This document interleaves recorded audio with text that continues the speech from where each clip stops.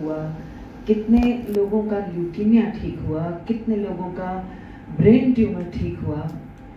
भयानक से भयानक कोई बीमारी, लेकिन गुरु के लिए वो ठीक करना बहुत आसान था।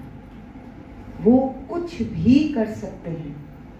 किसी चीज़ में अगर आपको देरी लग रही है, आप उस देरी को लेके ना बैठें।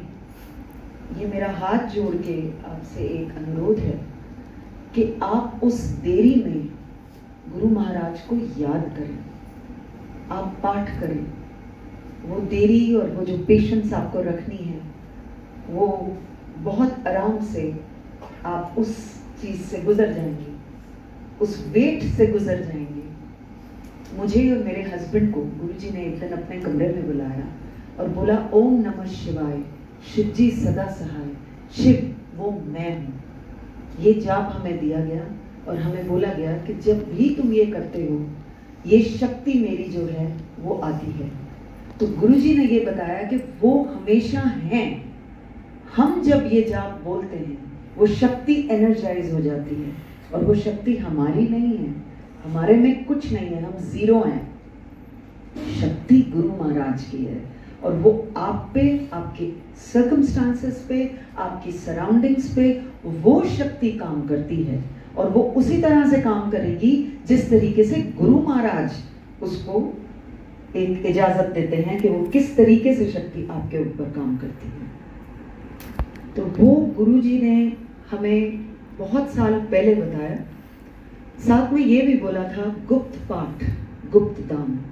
साथ बैठे को पता ना चले कि तुम क्या पाठ कर रहे हो या तुम पाठ कर रहे हो, पता नहीं चलना चाहिए। ये तो कोरोना वायरस के बाद बाहर निकला कि क्या था, किसी को दिया किसी को नहीं दिया, वो भी उनकी डिस्क्रिप्शन होती थी कि किसको उन्होंने दिया। अब जिस जिसको दिया वो बाद में अपने अपने सत्संगों में सब बता रहे हैं। तो गुरु जी इज वेरी मच देयर। उनके अल्फाज ये थे, हार्ड मास का सामने बैठा हूँ, लोगों ने इंसान समझ लिया, बहुत बाद में समझ आएगी कि मैं क्या हूँ। मतलब हड्डी और मांस का बना हुआ एक इंसान में लोगों को दिखता हूँ और उन्होंने मेरे को इंसान ही समझ लिया। तो उनकी खुद की ये मर्जी जब होती थी कि वो किसी को बयान करें कि उनका क्या क्या ओहदा है और क्या स्टैचर है, सिर्फ तब हमें पता चलता था। मुझे एक दिन बुला के बोला गया, अगर मैं तुझे बताऊंगा तुझे क्या है तो तेरे पैरों तले जमीन खिसक जाएगी।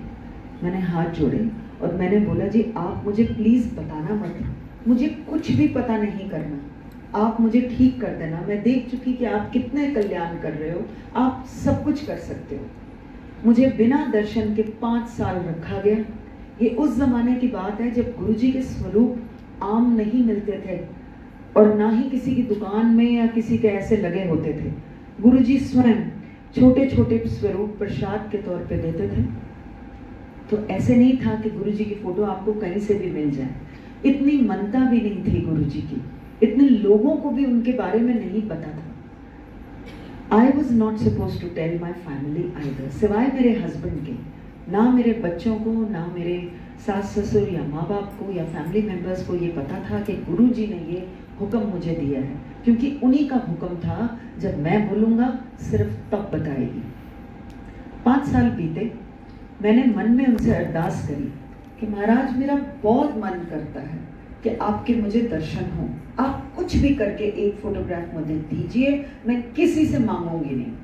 मेरे हस्बैंड एक ही मैगजीन लेते थे और उस मैगजीन में गुरु महाराज की एक फोटो छप के आई, ना उससे पहले ना उससे बाद, क्योंकि गुरु महाराज के ही हुक्म से ये कहा गया था कि कभी भी उनकी फोटोग्राफ किसी अखबार में, मैगजीन पे या टीवी में नहीं देनी, मनाही थी ऐसे प्रचार की। संगत करना, जो मैं आज कर रही हूँ आपके साथ, संगत करना ही गुरुजी ने अलाउ किया था।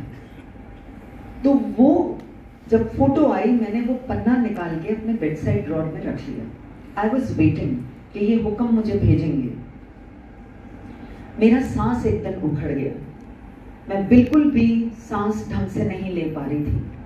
मैंने अपने माँ बाप को और अपने हस्बैंड को फोन करके बस इतना ही कहा, मुझे सांस नहीं आ रहा। मेरी मदर इन लॉ की डेथ हो चुकी थी, बाद में मुझे बताया गया कि मेरा बेटा ऑक्सीजन सिलेंडर लेने के लिए पास के हॉस्पिटल में भागा और मेरी बेटी नेबर से हेल्प लेने के लिए भागी थी। जब कोई नहीं था कमरे में, मैंने बहुत मुश्किल से वो फोटो निकाली और सिर्फ इतना बोला, गुरुजी मुझे सांस नहीं आ रहा। एक अजीब सी सेंसेशन मेरे गर्दन के पीछे मुझे लगा, कुछ हलचल हुई और ऐसे लगा जैसे किसी ने मुझे सांस दिया और सांस आया। मैं फिर भी अस्पताल ले जाई गई। एक ऑक्सीजन मास्क था मेरे नाक के ऊपर और मन में मैंने ये सोचा कि जब मेरा अंत आया, ना मेरा घर वाला काम आया, ना मेरे माँ प्यो, ना मेरे बच्चे, ना कोई और, सिर्फ मेरा गुरु काम आया। जब मैं गुरु जी के आगे खड़ी थी तो मुझे स्माइल करके कहते हैं, क्यों फिर? ना घर वाला काम आया, ना माँ प्यो, ना बच्चे, ना कोई और, तेरा गुरु काम आया, ले तेरी सेकंड लाइफ, और ढेर सारा प्रसाद दिया। उस दिन शाम को एक डॉक्टर साहब आए और डॉक्टर साहब को कहते हैं, मर चली थी, मैंने बचाया, मेरी तरफ इशारा करके। फिर मुझे बुलाया गया उनके कमरे में और मुझे बताया गया, कहते हैं तूने मेरी फोटो मांगी थी इसीलिए मैंने दी। वो फोटोग्राफ कभी नहीं आती छप के अनलेस ये कुछ संज अपना नाम क्रिएट करते। फिर उन्होंने मुझे ये भी बताया, गुरु युगों युगों के तप का जो उनकी जो कमाई होती है, वो कमाई में से मैंने तेरे को दिया जीवन दान, क्योंकि वो गुरु दे सकते हैं जिसको भी वो चाहें। उनके ऐसे अल्फाज थे, लेख मिटा के अगर नया लेख कोई दे सकता है तो वो मैं दे सकता हूं। वैसे मैं सृष्टि के फेर में कभी भी हस्तक्षेप नहीं करता, लेकिन जिसके ऊपर गुरु की मौज आ जाए उसका लेख मिटा के मैं नया लेख लिख सकता हूं। वो जीवन दान मैंने तुझे दिया। And I'm so grateful. I'm so blessed. Guruji Maharaj, thank you so much for doing that for me. उनका बहुत शुक्राना। शुक्राना करना भी गुरुजी ने ही सिखाया। ये शब्द उन्होंने बोला कि जानवर मर के भी काम आ जाते हैं, उनको खाया जा सकता है, उनके जूते बन जाते हैं, बेल्ट बन जाती है, बटुए बन जाते हैं, लेकिन इंसान वो मर के किस काम का? मर के तो वो किसी काम का नहीं। तो अगर जीते जी वो भगवान का शुक्राना कर ले, उसके लिए इतना ही काफी है। इसलिए शुक्राना करना चाहिए। और गुरुजी ने एक छोटे बच्चे को जैसे सिखाते हैं, मुझे सिखाया।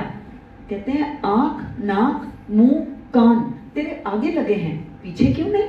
इस चीज का तू शुक्राना कर। छोटी से छोटी चीजें जो हमारे पास हैं, लेकिन हम भूल जाते हैं कि ये भी तो भगवान की दी हुई चीजें हैं। हमारा ध्यान उसी तरफ जाता है जो हमारी झोली में आ नहीं रहा, क्योंकि हमारी वैसी एक भावना है कि वो फलानी चीज हमारी झोली में आए। लेकिन जब वो भूल जाते हैं हम कि जो प्रभु ने पहले से ही दे रखा है, पहले उसको तो समेट लें। अगर वो भी चला गया या वो भी ना हुआ तो फिर क्या करेंगे? एक दिन उन्होंने ऐसा बताया कि गुरुओं के लेवल होते हैं, अलग अलग महापुरुषों के भी लेवल होते हैं। हर महापुरुष को पता है कि उसका क्या काम है। कोई वर्ल्ड में एक ऐसा आता है जो लोगों का मर्ज अपने ऊपर खींच लेता है, अपने कंधों पे उठा लेता है, और वो सतगुरु होता है, वो मैं हूं। कोई ऐसा कह नहीं सकता जब तक उसने किया ना हो। गुरुजी ने फिर बताया, मैं प्रैक्टिकल करके दिखाता हूं। कोई दूसरा अगर करने की कोशिश करेगा, वो भार नहीं उठा पाएगा, उसके कंधे झुक जाएंगे, वो क्रम्बल कर जाएगा, वो भार नहीं उठा पाएगा लोगों का। तो सिर्फ वो ज्योत जो परमात्मा की इजाजत से आई होती है, सिर्फ वो जिसको हम इनकारनेशन ऑफ गॉड कहते हैं, वो गुरुजी हैं। एक परमात्मा की, निरंकार की वो ज्योत जो लोगों का भला करने के लिए धरती पे आई। और उन्होंने ऐसा भी बोला था कि उनका जो इंसानी शरीर है वो एक मर्यादा में है। नाउ जो वो इंसानी शरीर के बाहर हैं, तो आप सोचें कि वो कोई मर्यादा उसकी है ही नहीं, स्पिरिट फॉर्म की, वो कितना ज्यादा और कितना बड़ा आप सोचिए वो रूप होगा कि हम सोच भी नहीं सकते। उस शक्ति का हम अंदाजा भी लगाने नहीं बैठ सकते कि गुरुजी क्या है। मेरी यही आप लोगों से ये इल्तिजा है कि आप उनको हल्के में ना लें, आप उनको बाय द वे बस ना लें। गुरु की जो बातें बताई हुई हैं आप उस पे डटे रहिए। दुनिया क्या सोचती है ये जरूरी नहीं है, हमारा गुरु क्या सोचता है वो ज्यादा जरूरी है।